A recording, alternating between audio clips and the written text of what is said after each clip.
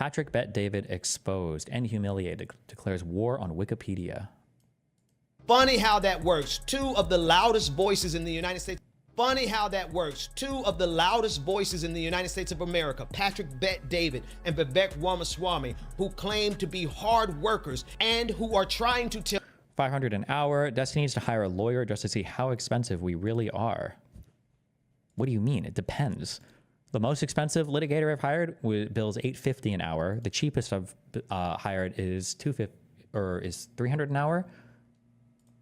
What do you mean? The cost for representation can span the whole spectrum. I don't even believe you're really a lawyer. I think you're lying. I don't think you are a lawyer. I think you're a 1L who is fantasizing about charging clients $2,000 an hour because you watch too much TV. The fuck out of my chat. Tell you that you just need to work a little bit harder. Turns out that the source of their wealth came from essentially scams. Patrick Bet David has been exposed. And does Hassan consider himself working class? Yeah, what did he say? People are mad at me for buying a house and a car that a dentist, because I have a dentist or a doctor's salary or whatever. Essentially scams. Patrick Bet David has been exposed. And as a result of this exposure, he has declared war, along with MAGA, on Wikipedia. Let's get into it. Patrick Bet David built his entire platform, his brand, his empire, off the idea of being a robust and hardworking businessman. Somebody said, how the fuck do you guys a public defender send? Are they basically volunteers? Yes. Famously in the United States, public defense doesn't, you probably get like shit money. And a lot of people that do public defense, I shouldn't say a lot of people that do public defense, I'm sorry. But some large law firms like force their lawyers to do public defense as like pro bono work, kind of, because it's like a nice thing to do and it makes your firm look nice and it's like giving back to the city or whatever. But yeah. Entrepreneur who takes risk and gets the reward. As it turns out, Patrick Bet David built his entire financial kingdom off of a multi-level marketing scam, a pyramid scheme. Now, while this has been known by many, I haven't actually dug into this guy's business stuff. Is this actually true? Like if I were to dig into this, or people, it did not come into the public eye, generally speaking, until this past weekend when Patrick Bet David decided to wade into the conversation over the H-1B visa program. You could look that up to find out more information about that. The long and short of the H-1B visa program is the question of whether or not immigrants should be allowed to come to the United States to work for employers that in some cases claim that these are highly skilled workers that they absolutely need to bend the laws or circumvent the normal process to allow them to come and work for tech companies, for example, particularly immigrants from India. There are two oppositions to this H-1B visa debate. One of them are just purely racist, as pointed out by everyone from Elon Musk to Vivek Ramaswamy. It's clearly just a group of people who don't want any immigration to the United States of America. Then there's the rest of us who look at this and say the H-1B visa program has been used historically to provide cheap labor that they can circumvent the normal wage regulations here in the United States of America by filling that position with someone from a foreign nation. And we have seen the pressure that has been applied to so many workers, so many migrant and immigrant workers because of the threat of losing that H-1B visa. And we're quite certain that that's exactly the nature behind Elon Musk's desire to expand the program. That's the long and short of it. Let's get back to Patrick Bet David, who decided to wade into this conversation about the virtues of being an immigrant who worked 80 hours a week. And because of that, that's the source of his success. Patrick Bet David is telling everyone that he is successful because he was a hard-working immigrant. Little did most people know that the source of his wealth and his empire came from a scam. Much like Vivek Ramaswamy, by the way, who himself scammed millions upon millions of dollars out of shareholders by promoting a miracle Alzheimer's drug that was not miraculous at all. Vivek Ramaswamy essentially pumped and dumped stocks, destroying a company, destroying shareholder wealth, as well as defrauding a lot of patients who thought the drug did what he said it would do. Funny how that works. Two of the loudest voices in the United States of America, Patrick Bet David and Vivek Ramaswamy, who claim to be hard workers and who are trying to tell you that you just need to work a little bit harder, turns out that the source of their wealth came from essentially scams. I would call them frauds, but fraud has a very specific legal definition, and there are just so many things in the United States of America that to a moral person seems fraudulent, but to the legal system is not fraudulent. So let's just call them scam artists. Fuck me. I don't want to say anything good about this guy because everything is always not good. But I thought it was interesting that he represented two different points of view about opposition to H-1B in the beginning of this video pretty accurately. There's one group of people who are just racist. Then there are other groups of people that might have legitimate concerns. And he's being careful clarifying his terms here. This is very nice. That's good. Yeah. And this is why Patrick Bet David has declared war on Wikipedia, because Wikipedia has the record. And Wikipedia was the source of why millions of people on Twitter, X, now know the truth about Patrick Bet David. Let's get into the particulars so that you can see it for yourself. Here is Patrick Bet David grandstanding about how hard he worked as an immigrant to the United States of America. Let's read it. As an immigrant from Iran, I saw this as an edge, speaking of Vivek Ramaswamy's tweet below. I didn't mind working 80 hours a week. I didn't mind the competition. All I wanted was a shot. This used to be the American way. He went on, but you get the gist of it. Now, this was the tweet that prompted so many people to say, now, wait a minute, Patrick, not only is the advice that you're giving unhealthy and not sustainable, as Andrea says in this reply, saying, quote, kindly, Patrick, working 80 hours a week is not a healthy role model. Absolutely the case. And I want to read you one more reply from Patrick Bet David. This is what he said. He said, respectfully, both the app plus the phone you are using were built by a founder and an executive team that worked 80 hours a week for many years. Also, our founding fathers worked and fought nonstop more than 80 hours a week to build America. We're beneficiaries of their sacrifices. Now, something about grandstanding when you really have no ground to stand on really jogs my memory about your individual past, because this is what caused me to jump into the conversation saying word on the street is that you made your fortune not working 80 hours a week, but through a pyramid scheme, Patrick Bet David. Now, I'm not exactly sure the chain of events that led exactly to the community note that was ground.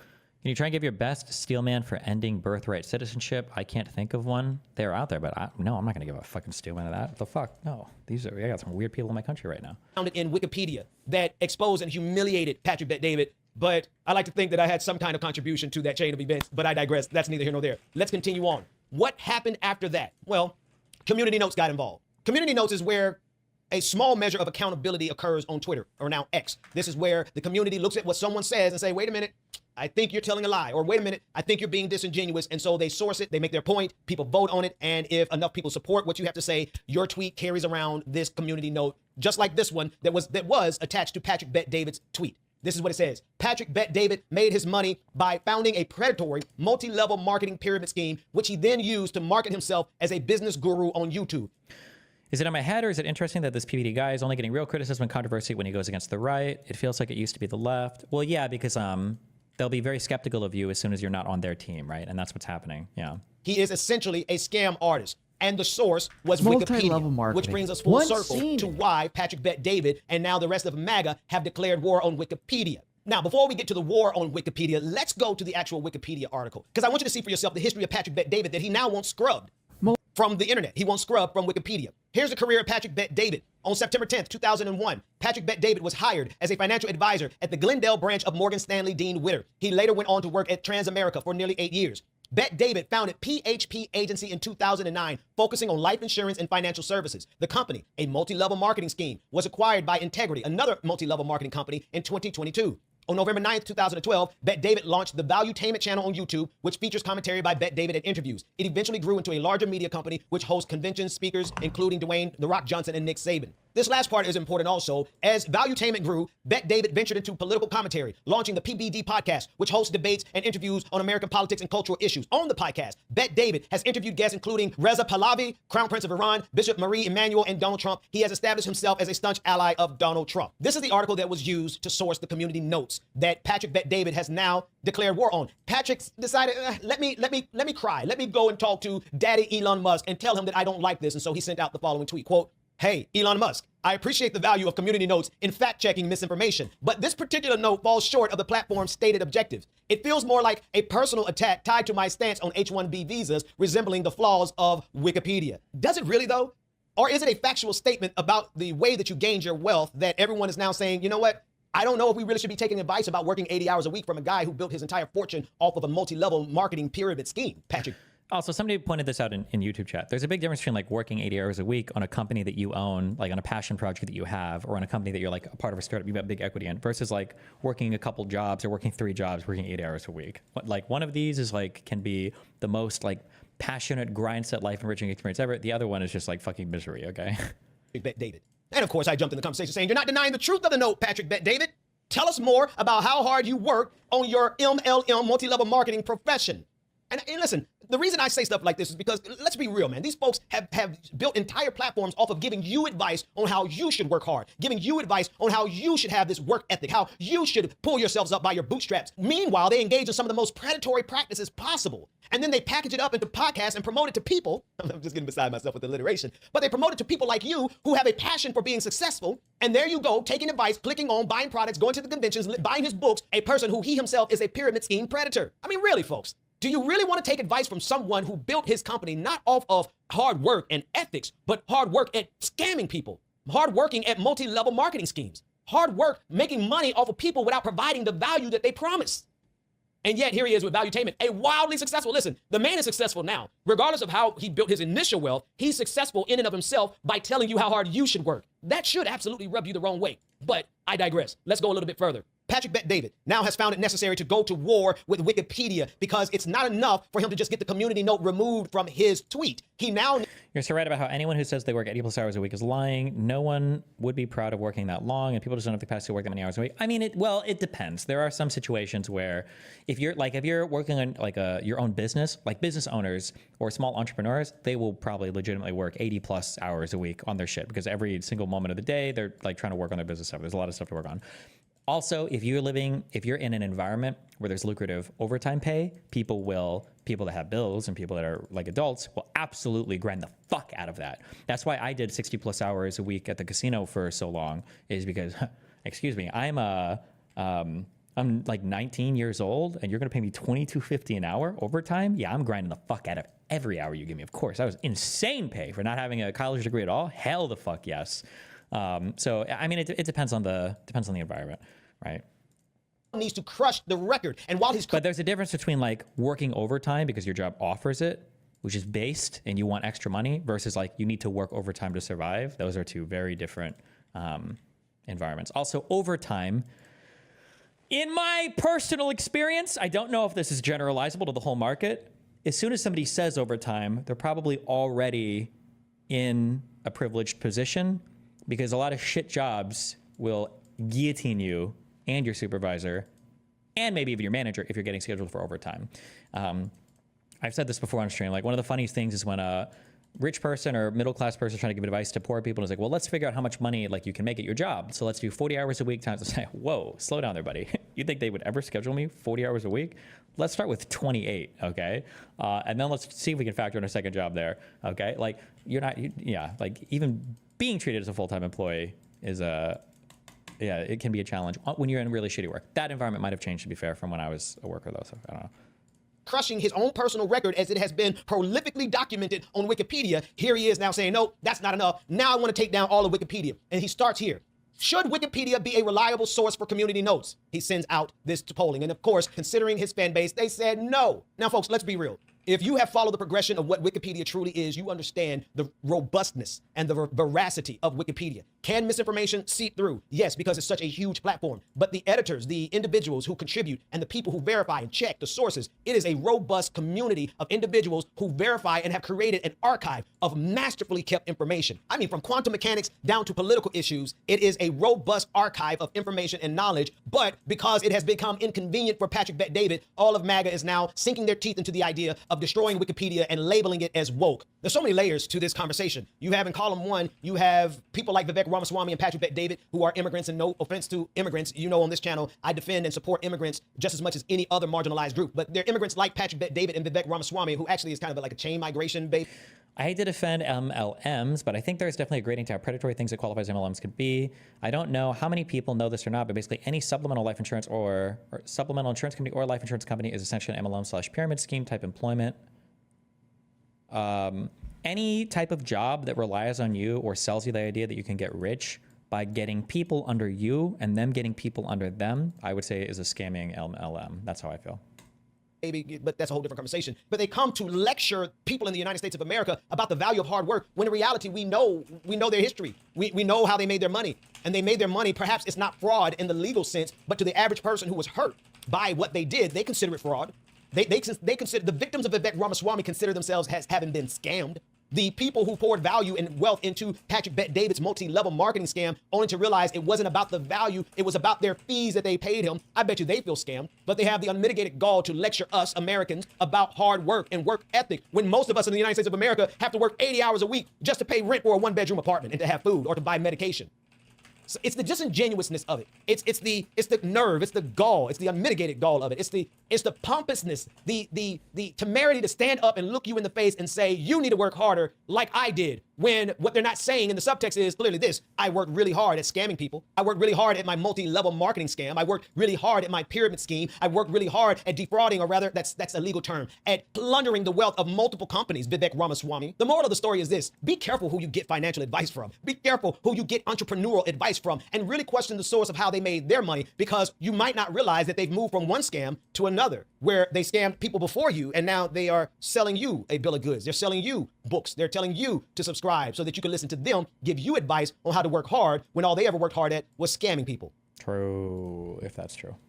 Calling Vivek a scammer for selling shares is actually insane. He built a $9 billion company by repurposing drugs for different diseases. His company is a complete success, and anyone saying otherwise does not understand how the pharmaceutical industry works and the success rate of clinical stage biotech companies. I don't know anything about Vivek's company, so I can't say anything for that. But what is this? 14-minute video from Coffeezilla. Multi-level marketing, once seen as the new way to make a part-time or full-time income from home. Now it's almost universally ridiculed and mocked by anyone because, guys, we've done the experiment. The numbers are in. It's a failing business model that doesn't work, except if you're at the tippity top. If you can get enough suckers underneath you to lose money, you can then make money. That is true. That is an honest thing. Take a load off, grab some popcorn, and enjoy the marketing versus the reality. Get ready for some contradiction, some hypocrisy, some lies. Ladies and gentlemen, welcome to the $10 million studio. I'm your host, Coffeezilla. Have you heard of Amway or Quick Start? Bro, don't talk to me about fucking Amway.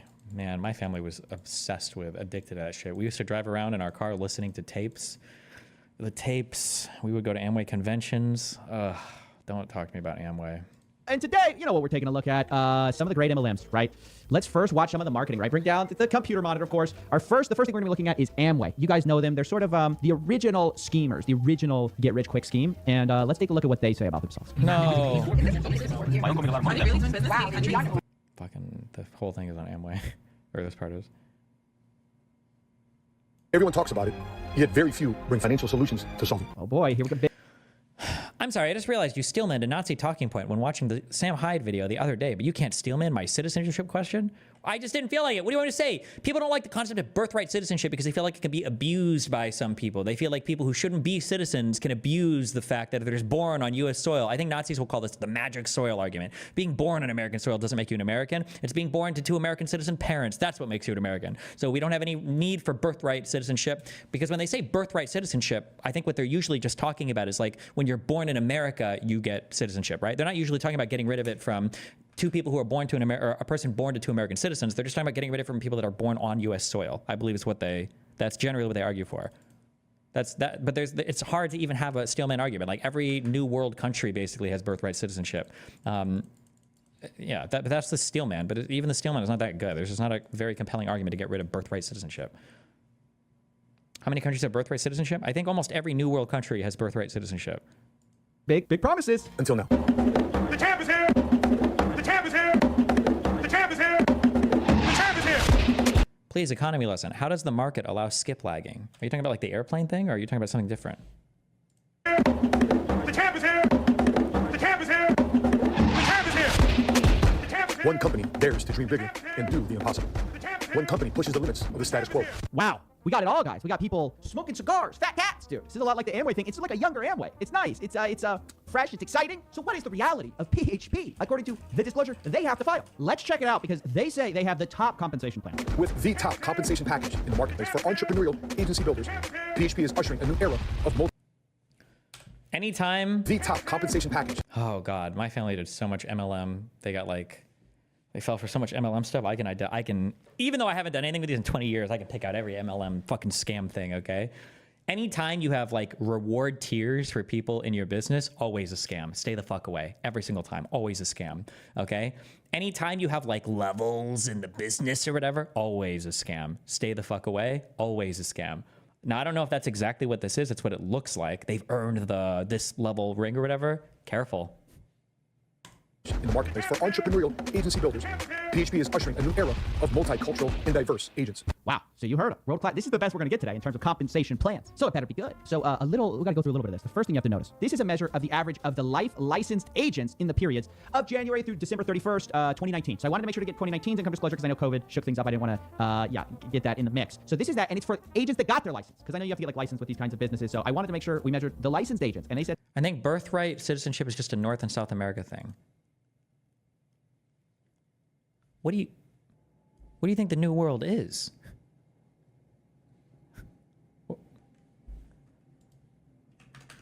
this is licensed agents. Well, let's check out the numbers. $800,000 of income. That's pretty good. Well, how many people get that? 0.13%. Okay. So it drops pretty steeply off from that. Okay. 300,000, not bad. 0.14%. Now going on from that, like you basically have 1% of people making a really good income, it seems like. Because 0.75% make $148,000. That's a great living. You're going to do very well with that. Well, now we drop into the middle class, right? 1% of the people do that. It's still great. Still good compensation. Here's where it really falls off. Down here, I don't know if you can see that, 64% of paid agents, these are agents getting paid, made $200. The vast majority of people who made money with PHP barely paid off their enrollment fee of $200 that year. You didn't even broke even on an enrollment fee, over half. Now, 20% of them made $2,000 in a single year. Terrible income. Let's just be honest. That's like a side hustle at best. 7,000, same thing. 6% of people made that. Meaning, What are you, a Spanish conquistador? And the 1500s is not the New World, it's the Americas more.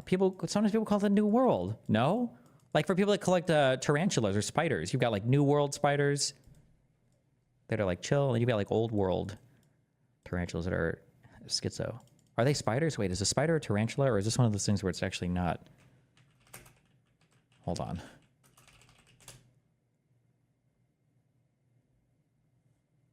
They are a mesothele.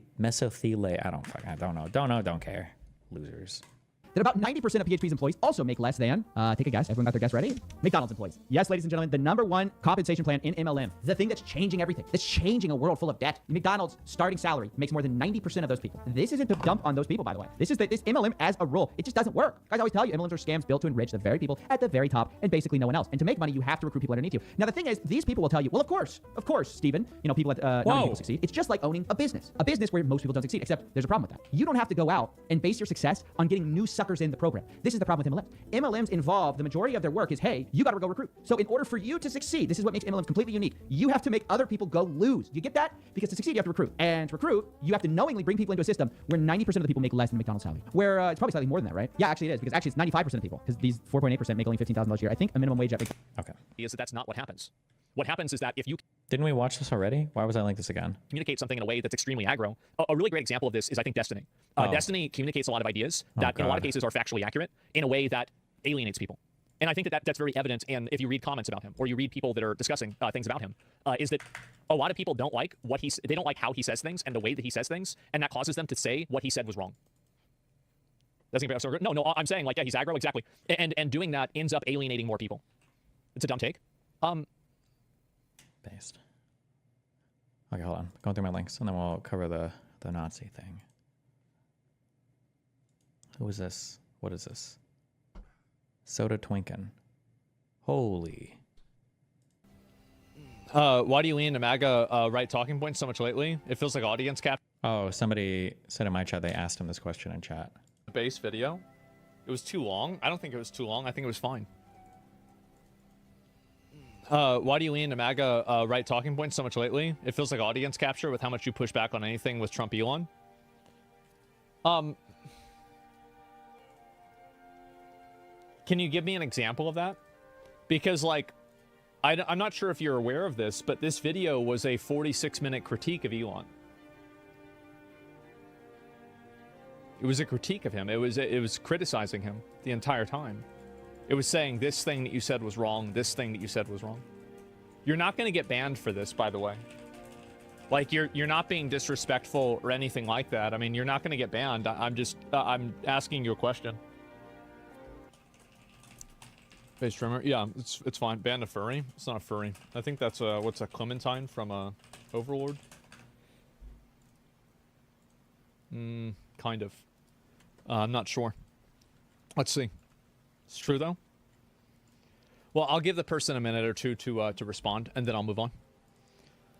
And yeah, an hour and a half talking shit about you. Yeah, exactly, right. And it's not even really talking shit. I think that's not really the point.